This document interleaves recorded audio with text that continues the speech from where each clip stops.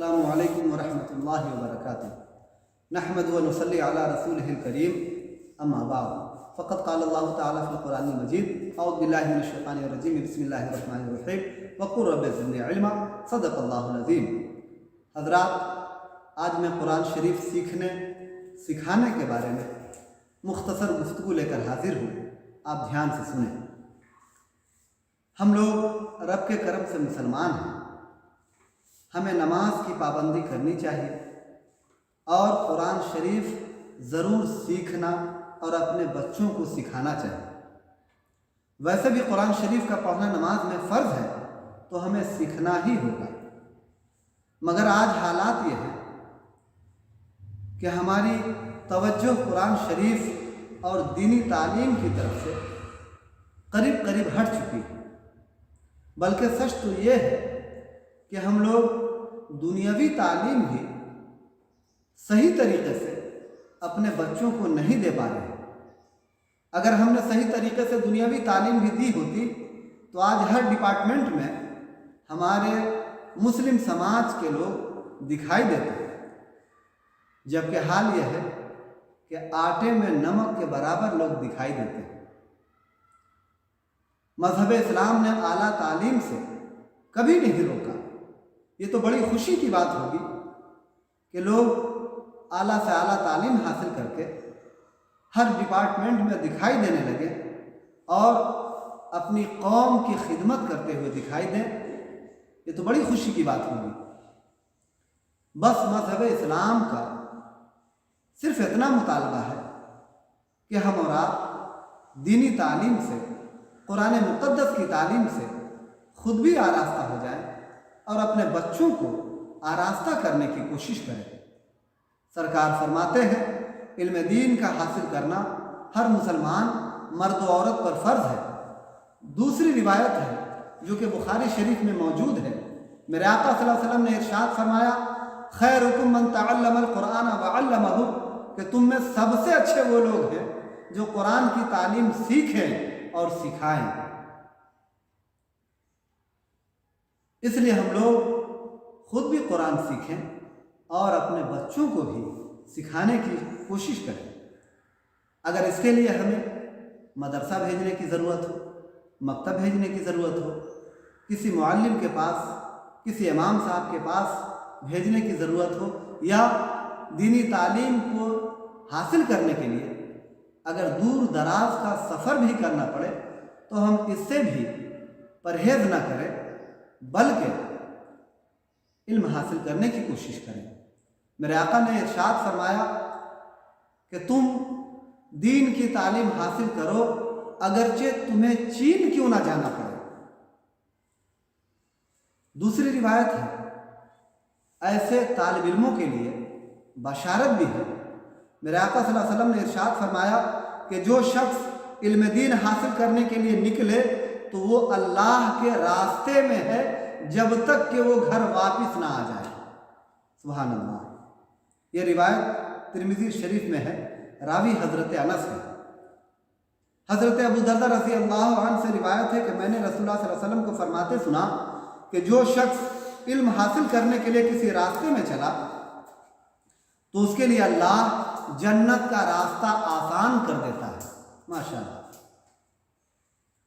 اور بے شک فرشتے طالب علموں کے لیے اپنے پروں کو بچھاتے ہیں اور طالب علموں سے راضی ہوتے ہیں۔ سبحان اللہ۔ اور لمبی حدیث پاک ہے، یہ روایت ابو داؤد شریف، ترمذی شریف، ابن ماجہ شریف میں موجود ہے۔ مذہب اسلام کی تعلیم نہ دینے کا، قرآن مقدس سے اپنے بچوں کو نہ جوڑنے کا اثر یہ ہوا کہ آج ہمارے بچے سماج میں شراب پیتے ہوئے، جوا کھیلتے ہوئے، الٹی سیدھی حرکتیں کرتے ہوئے دکھائی دینے لگے۔ یاد رکھیں، اگر ہم نے اپنے بچوں کو قرآن شریف کی تعلیم نہ دی، دینی تعلیم سے آراستہ نہ کیا تو یہ دنیا میں بھی، قبر میں بھی، آخرت میں بھی نقصان کے سبب بنیں گے۔ اور اگر ہم نے قرآن شریف کی تعلیم دی، دینی تعلیم سے اپنے بچوں کو آراستہ کیا، تو ہمیں دنیا میں بھی، قبر میں بھی، آخرت میں بھی فائدہ حاصل ہوگا۔ دو خاص فائدہ آپ سنتے چلیں، ایک فائدہ تو دنیا میں، ایک فائدہ آخرت میں۔ دنیا میں فائدہ کیا ہوگا وہ بھی دیکھیں۔ اللہ ارشاد فرماتا ہے وَمِنْكُمْ مَنْ يُرَدُّ إِلَىٰ أَرْذَلِ الْعُمُرِ، 17واں پارہ 8 رکوع کی آیت کریمہ ہے کہ ہم تم میں سے بعض کو پھیر دیتے ہیں، تم میں سے بعض کو پھیر دیا جاتا ہے نکمی عمر کی طرف، کہ ان کو علم کے بعد کچھ بھی یاد نہیں رہتا۔ آیت کریمہ کا مطلب سماعت کرتے چلے۔ آپ نے دیکھا ہوگا اپنے سماج میں بہت سارے لوگوں کو، بڑے بوڑھوں کو، کہ وہ بچوں والی حرکتیں کرنے لگتے ہیں، ان کا دماغ، ان کا ذہن بچوں والا ہو جاتا ہے، ان کو کچھ یاد نہیں رہتا۔ تو اللہ رب العزت اسی کے تعلق سے ارشاد فرما رہا ہے، لیکن یاد رکھیں جو شخص قرآن شریف پڑھتا رہے گا، ہمیشہ اس پر عمل کرتا رہے گا،